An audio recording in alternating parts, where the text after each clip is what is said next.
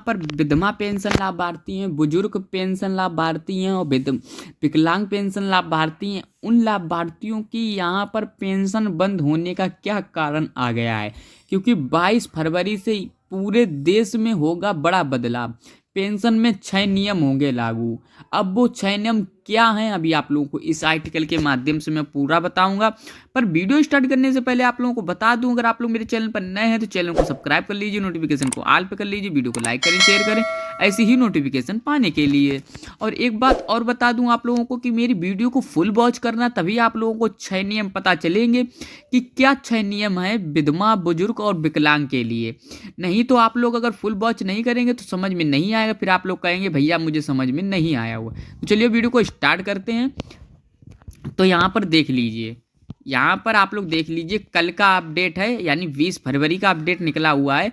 22 फरवरी से पेंशन में बड़ा बदलाव, वृद्धा, विधवा और विकलांग पेंशन पर लागू हुए 6 नियम। Pension new result 2025। तो यहाँ पर देख लीजिए, भारत सरकार ने वृद्धा, विधवा और विकलांग पेंशन योजनाओं में 2025 से बड़े बदलाव किए हैं। इन बदलावों का उद्देश्य समाज के कमजोर वर्गों को आर्थिक सहायता प्रदान करना और उनकी जीवन शैली को सुधारना है। यह नई व्यवस्था 22 फरवरी 2025 से लागू हो चुकी है। इस लेख में हम इन नए नियमों उनमें उनके लाभ और आवेदन प्रक्रिया पर विस्तार से चर्चा करेंगे। यानी कि आप लोगों को मैं बता दूं कि यहाँ पर लिखा हुआ है कि नए 6 नियम लागू हुए हैं। क्या हुए हैं, आगे चलिए यहाँ पर देख लीजिए। योजना का उद्देश्य, इस योजना का मुख्य उद्देश्य आर्थिक रूप से कमजोर वर्गों को वित्तीय सहायता देना है। वृद्धा, विधवा और विकलांग व्यक्ति इस योजना के लाभार्थी हैं। सरकार ने इस योजना का अधिक पारदर्शी और लाभकारी बनाने के लिए कई नई नियम लागू किए हैं। तो यहाँ पर देख लीजिए योजना का संक्षिप्त विवरण। तो पेंशन का विवरण, जानकारी, यानी आप लोग यहाँ पर फुल बने रहिए, वीडियो को स्किप कहीं ना करना, अगर स्किप कर दी समझ में नहीं आएगा। योजना का नाम वृद्धा, विधवा और विकलांग पेंशन योजना। लागू तिथि 22 फरवरी 2025। लाभार्थी विधवा, वृद्धा, विकलांग पेंशन लाभार्थी। मासिक पेंशन राशि 3,000 से लेकर 10,000 श्रेणी के अनुसार। पात्रता आयु, वृद्धा 60 वर्ष से अधिक, विधवा 18 वर्ष से अधिक, दिव्यांग 18 वर्ष से अधिक। वार्षिक आय सीमा 1 लाख से कम, यानी 1 लाख से कम होनी चाहिए, तभी आप लोग ऑनलाइन कर सकते हैं। आवेदन प्रक्रिया ऑनलाइन और ऑफलाइन दोनों माध्यम से। वित्तीय स्रोत केंद्र और राज्य सरकार का संयुक्त योगदान, यानी राज्य और केंद्र दोनों आप लोगों को पैसा मिला के देते हैं। पेंशन में हुई मुख्य बदलाव, विधवा महिलाओं के लिए मासिक पेंशन राशि 3,000 से बढ़ाकर 6,000 कर दी गई है। यानी यहाँ पर पेंशन में भी वृद्धि हुई है, पेंशन में बहुत बड़ी बढ़ोतरी हो गई है। विधवा पेंशन लाभार्थियों को यहाँ पर 6,000 रुपये कर दी गई है। गंभीर रूप से दिव्यांग व्यक्तियों के लिए यह राशि 10,000 प्रति माह तक बढ़ाई गई है। यानी जो भी दिव्यांग पेंशन है उनको 10,000 रुपये तक की वृद्धि की गई है। वृद्धावस्था पेंशन में भी वृद्धि की गई है, जिससे बुजुर्गों को राहत मिलेगी। सीधा लाभ, यानी सभी लाभार्थियों को पेंशन की राशि सीधे उनके बैंक खाते में भेजी जाएगी। इससे भ्रष्टाचार कम होगा और पारदर्शी सुनिश्चित होगी। पात्रता, अब केवल वे लोग पात्र होंगे जिनकी वार्षिक पारिवारिक आय 1 लाख या उससे कम है। दिव्यांगत की न्यूनतम सीमा अब 40 कर दी गई है, पहले यह 60 थी। आवेदन प्रक्रिया में सुधार, ऑनलाइन आवेदन प्रक्रिया को सरल बनाया गया है।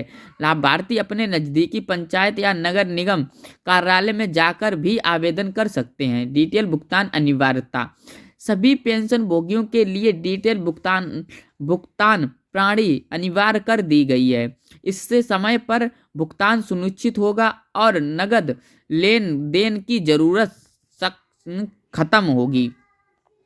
यानी यहाँ पर आप लोगों को मैं बता दूं, जो खत्म होगी लेन देन की, तो इसका मतलब ये है कि आपका पेंशन सीधे आपके बैंक अकाउंट में आएगा, आपसे पैसा कोई भी नहीं ले सकता है। पुनर्विवाह की स्थिति, यानी विधवाओं की पुनर्विवाह पर उनकी पेंशन बंद नहीं होगी।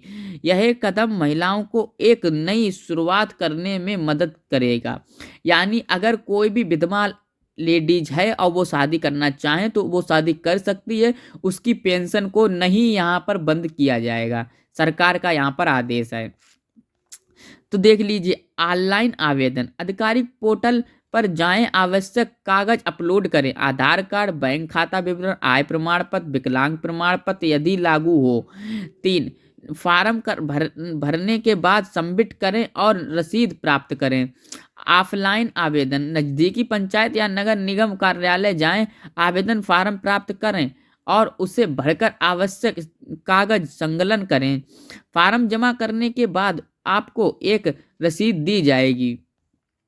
आर्थिक सहायता, कमजोर वर्गों को वित्तीय स्थिरता प्रदान करना, यानी व्यवस्था, देखभाल, पेंशन राशि का प्रयोग चिकित्सालय खर्चों को पूरा करने के लिए किया जा सकता है। यानी यहाँ पर आप लोगों के लिए खर्चे के लिए आप लोगों को पैसा दिया जाता है। जीवन स्तर में सुधार, वृद्धा, विधवा और विकलांग व्यक्तियों के जीवन शैली बेहतर होगी। यानी आप लोगों को पेंशन का पैसा सरकार की तरफ से इसलिए मिलता है क्योंकि आप लोगों का जितना भी जीवन हो वो आप लोग सही से गुजार सकें। पारदर्शी डिजिटल भुगतान प्रणाली से भ्रष्टाचार कम होगा।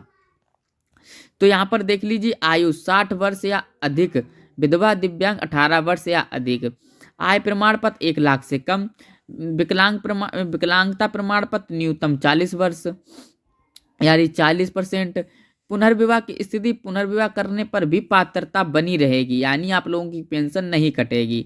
आधार कार्ड डॉक्यूमेंट्स, आधार कार्ड, बैंक खाता पासबुक, आय प्रमाण पत्र, जीवन प्रमाण पत्र, विकलांगता प्रमाण पत्र यदि लागू हो। अब यहाँ पे देख लीजिए, ग्रामीण क्षेत्रों में डिजिटल भुगतान प्रणाली अपनाने में कठिनाइयाँ हो सकती हैं। ऑनलाइन आवेदन प्रक्रिया नजदीकी ज्ञान की कमी के कारण चुनौतीपूर्ण हो सकती है। पंचायत स्तर पर जागरूकता अभियान, यानी अभियान चलाया जाए, ऑफलाइन आवेदन किया को आर्थिक संबल बनाया जाए। निष्कर्ष, 2025 में लागू हुए ये नए नियम समाज के कमजोर वर्गों के लिए बहुत ही लाभकारी साबित होंगे। सरकार ने इन बदलावों से पारदर्शी बढ़ाने और लाभार्थियों तक समय पर सहायता पहुंचाने का प्रयास किया है। इस लेख का उद्देश्य केवल जानकारी प्रदान करना है। कृपया योजना से संबंधित सटीक जानकारी के लिए आधिकारिक सरकारी पोर्टल पर जाएं। यानी आप लोगों के लिए यहाँ पर पूरी जानकारी मैंने आप लोगों को पढ़ के बता दी है। वीडियो अच्छी लगी हो तो वीडियो को लाइक करें, कमेंट करें, शेयर करें, चैनल को भी सब्सक्राइब करें ऐसी ही वीडियो की जानकारी पाने के लिए।